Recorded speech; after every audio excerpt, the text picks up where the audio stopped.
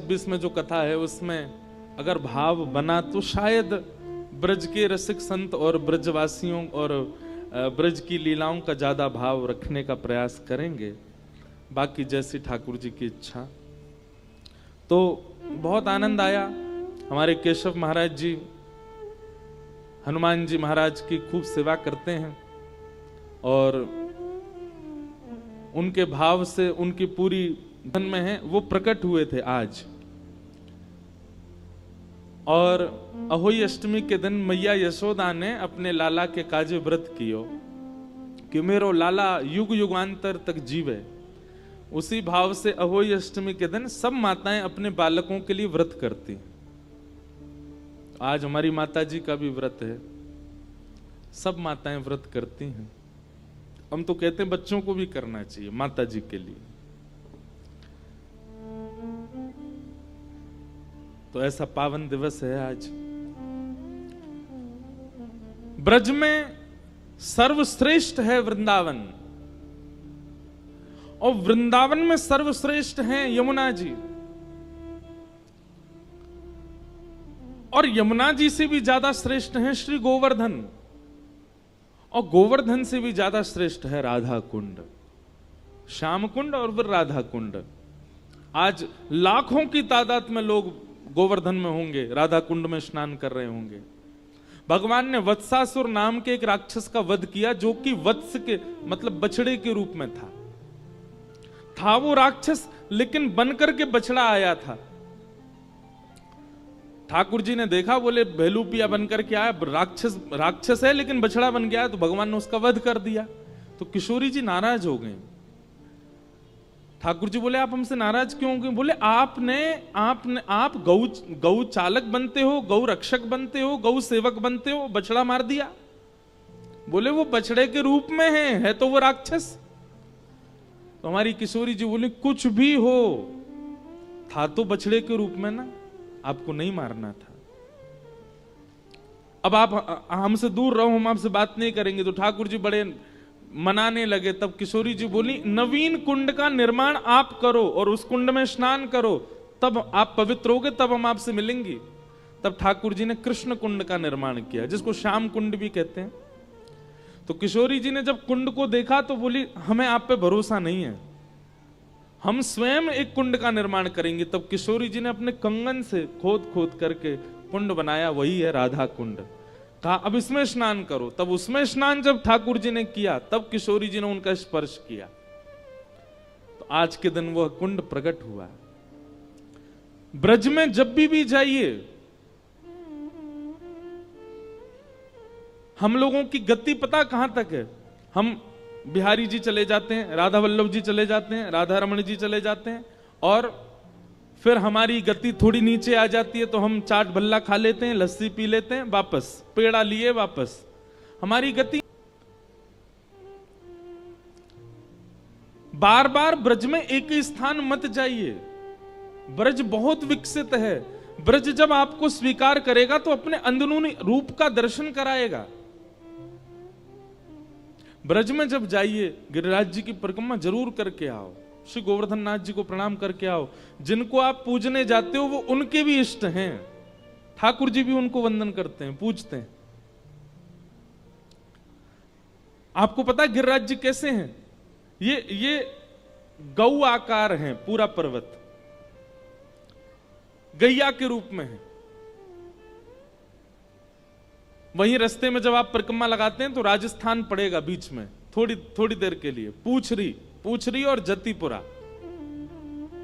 तो उसका नाम पूछरी क्यों है? क्योंकि वहां गौ आकृति वाले श्री गिरिराज जी की पूंछ है। वो गौ की आकार में है ना गिरिराज पर्वत, तो वहां पूंछ है, इसलिए उसको पूछरी बोलते हैं। वहां पूछरी के लौठा विराजमान है, जिनकी हम रोज जय जयकार करते हैं, पूछरी के लौठा की। अब तो सबको याद हो गया। अरे एयरपोर्ट पे भी कई बार लोग जानकार मिल जाते हैं तो वो चिल्ला देते महाराज जी पूछरी के लौठा की हुप हुप प्यारे। और बाकी सब देखते हैं ये क्या हो रहा है, ये क्या हुप हुप कर रहे हैं। पूछरी के लौठा कौन है? श्री हनुमान जी महाराज। महादेव ठाकुर जी से इतना प्रेम करते हैं, हमारे महाकाल भगवान श्री कृष्ण से इतना प्रेम करते हैं कि उनके प्रेम के भाव को स्वीकार करने के लिए अनेक रूप महादेव धारण करते हैं।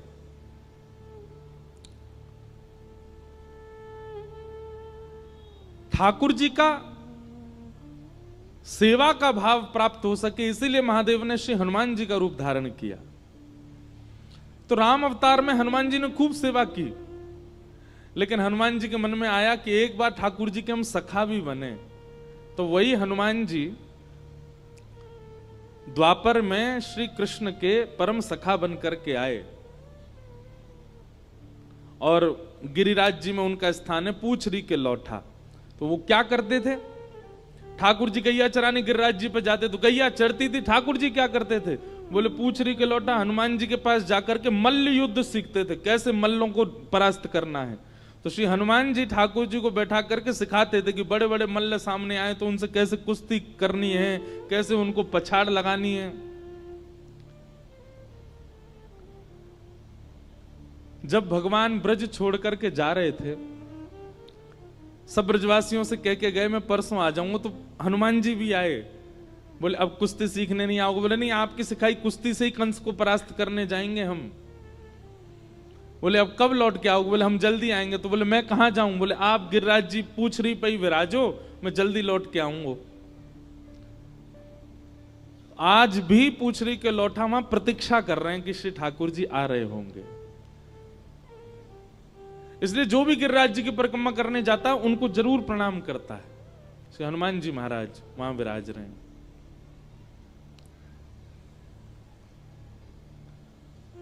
पूछरी के लौठा गिरिराज जी में मुख्य स्थान जो है वो जतिपुरा में है। आपने कभी गैया का एक चित्र देखा है कि गैया बनी हो चित्र में और बछड़ा उसका दूध पी रहा हो, तो गैया अपना मुख सीधा नहीं रखती, ऐसे घुमा के पीछे कर लेती है, उस वत्स को चाटती है, उस वत्स की ओर प्रिय भाव रखती है। तो उस समय आप चित्र में देखेंगे गैया का मुख बिल्कुल मध्य में आ जाता है। तो इसलिए जतिपुरा जो है वो मध्य स्थान है, मानो गिरिराज जी पीछे मुड़ करके श्री कृष्ण रूपी वत्स को स्नेह दुलार कर रहे हैं, इसलिए मुख्य स्थान गिरिराज जी में जतिपुरा है, उनको मुख्य स्थान माना जाता है। तो ऐसे गिरिराज जी की परिक्रमा करने जाया करो, श्री राधा कुंड कृष्ण कुंड में स्नान किया करो। स्नान नहीं कर सकते तो आचमन किया करो, और आचमन नहीं कर सकते तो कम से कम थोड़ी देर बैठ करके वहां पर आपको जो स्तुति आती है, आपको जो भजन आते हैं, आपको जो कीर्तन आते हैं, आपको जो नाम आता है, किशोरी जी को सुनाओ। वो साक्षात किशोरी जी का सचल जल स्वरूप है राधा कुंड। अभी कार्तिक मास में ऐसी परिक्रमा चल रही होगी राधा कुंड की, गिरिराज जी की अलग, राधा कुंड की दे रहे होंगे सब, और किशोरी जी को कोई राधा कृपा कटाक्ष सुनाता। अच्छा, एक प्रश्न मुझसे किसी ने कहा, महाराज जी हम किशोरी जी को ही राधा कृपा कटाक्ष क्यों सुनाते हैं, किशोरी जी का ही नाम किशोरी जी को ही क्यों सुना रहे हैं? वास्तविकता तो ऐसी है कि जब हम किशोरी जी का कोई भी गुणगान गाते हैं, हमारी भावना ऐसी है कि हम किशोरी जी को सुना रहे हैं, पर वो किशोरी जी नहीं सुनती, सामने बैठकर के श्याम सुंदर सुनते हैं। इसलिए ब्रज में सब राधे राधे क्यों कहते रहते हैं, किशोरी जी भी राधे राधे बोलती हैं, स्वयं अपना नाम ही किशोरी जी बोलती घूमती हैं पूरे कुंज में। निकुंज की लीला में वर्णन आता है कि किशोरी जी भी जब सखियों के बीच में बैठती हैं तो सब सखियों से कहती है कीर्तन करो। तो क्या कीर्तन करें, बोले श्री राधा यही कीर्तन करो। एक दिन ललिता विशाखा के चित्त में ये प्रश्न उठा, बोले किशोरी जी अपने नाम का ही कीर्तन करवा रही हैं। एक दिन जिज्ञासा बस पूछा कि आप अपने नाम का कीर्तन क्यों करवा रही हो? तब किशोरी जी कहती हैं, मैं जहां रहूं श्याम सुंदर आसपास ही छिपे बैठे रहें। अब कभी तो झाड़ीन में आ जाएं, कभी सरोवर में आ जाएं, कभी कुंड में आ जाएं, छुप के बेचारे अव्यवस्था में खड़े रहें, उनको सुख देवे के काजे मैं तुम सबंसों मेरो ही नाम उच्चारण करवाऊं, क्योंकि उनको सुनकर के सुख मिले। या हमारे किशोरी जी अपना नाम ही गाती हुई घूमती हैं, क्यों? क्योंकि श्याम सुंदर आसपास होंगे तो उनको सुख मिल रहा होगा। वृंदावन रस, वृंदावन प्रेम अलग है। हमारे ब्रज में कहते हैं, या जाने कहां गंवार, गंवारों को समझ नहीं आएगा वृंदावन का प्रेम। ऐसा वृंदावन ब्रजमंडल, उसको हम बारंबार प्रणाम करते हैं। आज कुछ भाव आए हैं। एक तो सनातन सेवा संस्था इस कथा में अपनी सेवा दे रहे हैं दिन रात एक करके। तो इस सनातन सेवा संस्था ग्रुप जो है, इनसे मैं मिला भी सबसे, ये मंदिरों को स्वच्छ करने का काम करते हैं। जगह जगह जाते हैं, जो भी मंदिर होते हैं उनको स्वच्छ करने का, स्वच्छकरण करने का इनका कार्य है। और ये देश का पहला ऐसा ग्रुप है जो इस प्रकार की सेवा कर रहे हैं। 4 लोगों से शुरू हुआ था, आज 1000 सदस्य हैं इसमें। एक बार इनके लिए खूब तालियां। ये लोग मंदिर स्वच्छ करते हैं और ब्लड डोनेशन का कार्य भी आप लोग कभी कभी शिविर लगाते हैं, पौधारोपण भी करते हैं। और ये सारे युवा बालक हैं, सनातनी इन्फ्लुएंसर ग्रुप। व्यास मंच से इनको बहुत बहुत शुभकामनाएं। आप लोग ऐसे ही लगे रहिए। फिर किसी का प्रश्न आया है आज कि आपने कल कथा में चर्चा करी कि ना जाने कौन से गुण पर दयानिधि रीझ जाते हैं, लेकिन जिसमें कोई गुण ही नहीं हो तो क्या करे। आपने शायद दूसरे या तीसरे दिन की कथा हमारी नहीं सुनी। भगवान के 4 प्रकार के भक्तों के विषय में हमने बताया था, राजस, तामस, सात्विक और निर्गुण। जिन चारों का वर्णन करते हुए भगवान स्वयं कहते हैं कि मुझे सात्विक ठीक लगते हैं, राजस इतने प्रिय नहीं, तामसी बिल्कुल प्रिय नहीं। तब मैया ने पूछा आपके सबसे प्रिय कौन है? तब भगवान कहते हैं निर्गुण, जिसमें कोई गुण ही नहीं है, जो केवल मुझसे प्रेम करता है। ना उससे भोजन बनाना आता, ना उससे नृत्य करना आता, ना उससे गाना आता, ना उससे सजना आता, ना उससे सवर्ण, बस मुझसे प्रेम करना आता। और प्रेम गुण नहीं है, प्रेम स्वभाव है। और प्रेम स्वभाव जिसका है उसमें कोई गुण आए ना आए, प्रेम स्वभाव में आ गया ना तो सारे गुण उसके अंदर दिखने लग जाते हैं। प्रेमी व्यक्ति जो होता है ना, उसके चेहरे की आभा प्रभा, उसकी वाणी, उसके शब्दों का चयन, उसके नेत्रों का मटकना, सब कुछ इतना आकर्षक लगता है। आप अगर कोई गुण युक्त नहीं हो, यह बात अपने मन से निकाल दीजिए कि ठाकुर जी गुण देख करके ही प्रेम करते हैं। यदि गुण देखा होता तो श्री हनुमान जी महाराज श्रीमद् भागवत में कहते हैं, हम लोग तो बानर हैं, हमारा ना तो रूप अच्छा, ना हमारी वाणी अच्छी, ना हमारी चाल चलन अच्छी, लेकिन फिर भी राम जी हमको अपना मित्र मानते हैं। ठाकुर जी को गुण ही देखना होता तो 33 कोटि देवता, सुंदर देवताओं की सेना लेकर के युद्ध करने जाते रावण से, बानरों की सेना लेके क्यों गए? इस बात का प्रमाण है कि ठाकुर जी गुण नहीं देखते, ठाकुर जी प्रेम देखते हैं। प्रेम गुण नहीं है, प्रेम स्वभाव है। फिर आपने आगे कहा, वैसे तो हम उत्तर दे ही चुके हैं, अब उत्तर यही है, अब इससे आगे हम क्या पढ़े। अब भाव अच्छा है आपका। आप कह रहे हैं आगे कि जैसे रामायण जी में फुलवारी प्रसंग में आप संतों से सुनाए। अच्छा, एक बात और हम क्लियर करना चाहते हैं। आज भी जब हम मंच पे आ रहे थे तो मंच संचालक बोले, परम पूजनीय संत श्री इंद्र, भैया हम संत नहीं हैं, हम भागवत के वक्ता हैं और सदगृहस्थ परंपरा में हैं। वैसे तो संत का मतलब यह नहीं होता कि जो विरक्त हो उसी को संत कहा जाता है। श्रीमद् भागवत में संत की परिभाषा भगवान कपिल बताते हुए कहते हैं जाता है, सबसे पहला लक्षण वहां बताया गया सहनशीलता, दूसरा लक्षण बताया गया करुणा, तीसरा लक्षण बताया गया सबका हित चाहने वाला, चौथा लक्षण बताया गया अजात शत्रु, किसी से शत्रुता ना मानने वाला, और अंतिम लक्षण बताया कम बोलने वाला। ये 5 लक्षण जिसमें हो वो पैंट भी पहनता है तो संत है। लेकिन फिर भी किसे संत कहना चाहिए ये थोड़ी सी आपको भाव देखना चाहिए, कौन संत है। होने को तो कोई भी संत स्वभाव से होता है, पर फिर भी उसके व्यक्तिगत रूप से उसको हम संत नहीं कह सकते, सब संत नहीं है। तो फिर आप कह रहे हैं कि आप सबसे सुना है कि ठाकुर जी पुष्प चुनते हैं, कलियों को छोड़कर आगे बढ़ जाते हैं, लेकिन वैष्णवाचार्य श्री लखनलाल जी ने कलियों का मुकुट बनाकर ठाकुर जी का श्रृंगार किया। अब देखो, आप यहां पर कह रहे हैं कि ठाकुर जी पुष्प चुनते हैं, कलियों को छोड़ते हैं। हमारे वृंदावन में आओ, ठाकुर जी तुलसी ही पहनते हैं, और तुलसी पुष्प नहीं है, तुलसी कली है।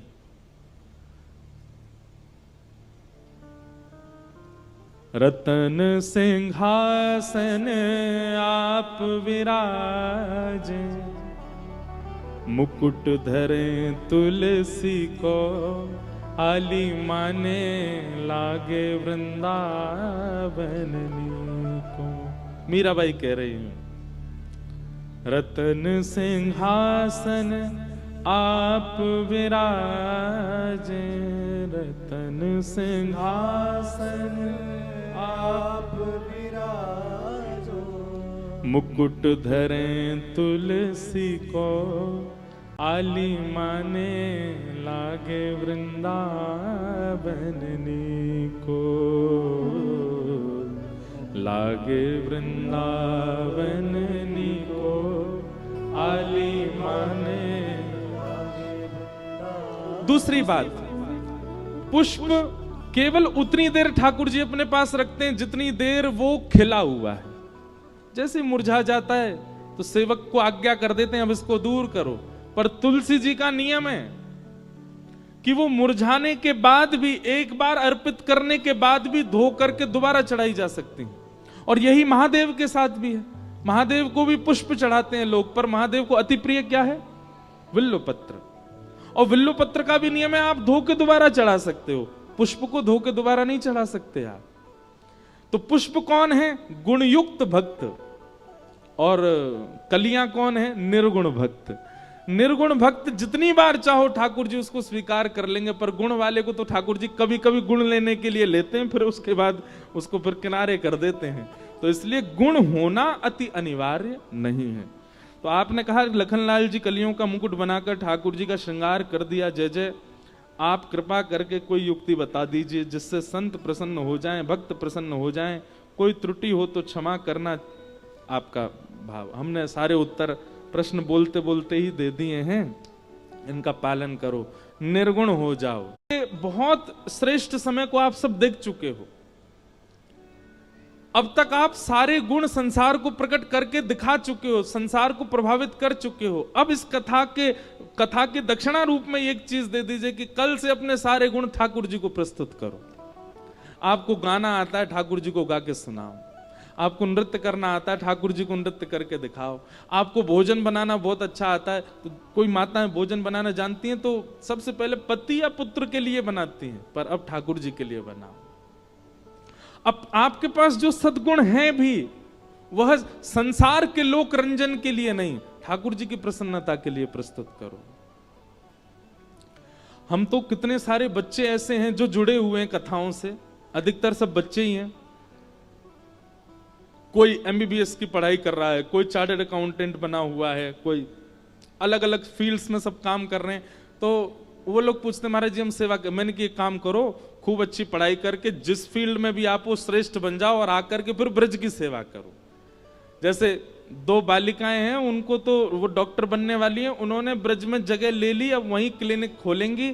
और बोली महाराज जी हम ब्रजवासियों की तो 10 रुपए सेवा लिया करेंगी, बाहर वालों के 200 रुपए लिया करेंगे। मैंने कहा हाँ ऐसे चलाओ, इससे आपकी ब्रज सेवा हो जाएगी। ब्रज की सेवा करो, तीर्थों की सेवा करो, धामों की सेवा करो, वैष्णव संतों की सेवा करो। देखो बड़े बड़े शहर तो अपने आप विकसित हो ही रहे हैं, बड़े बड़े शहरों में सब अपने आप विकसित हो रहा है। अब आवश्यकता है हमारे तीर्थों को, हमारे धामों को, उनको विकास नहीं चाहिए, पर वहां सब कलियां होनी चाहिए। सुंदर सुंदर डॉक्टर्स भी हों, अच्छे अच्छे अकाउंटेंट्स भी हों, अच्छे इंजीनियर्स भी हों, और वो अपनी विद्या का प्रकार धाम के उत्थान में लगाएं। प्राचीन अयोध्या कैसा था उसको अपनी आधुनिकता से प्रकट करें। इस प्रकार की भावना कभी कोई मन में। अब हमारे वृंदावन जाओ, हम ब्रजवासी हैं, वृंदावनवासी हैं, हमने यमुना जी का आचमन ना जाने कितने वर्षों से नहीं किया होगा, हम पी नहीं सकते। यमुना जी का जल हाथ में लो, इतने कीड़े उसमें, कैसे पान करें? बहुत कष्ट होता है। शास्त्र कहते हैं ठाकुर जी सारी लीला यमुना तट पर करते हैं, पर हमने यमुना तट छोड़ा कहां है वृंदावन में? नर्मदा जी जैसे कलकल करती बहती हैं, बहुत सुख मिलता है। गंगा जी को जब देखते हैं तो बहुत सुख मिलता है, पर यमुना जी को देख के इतनी पीड़ा होती है।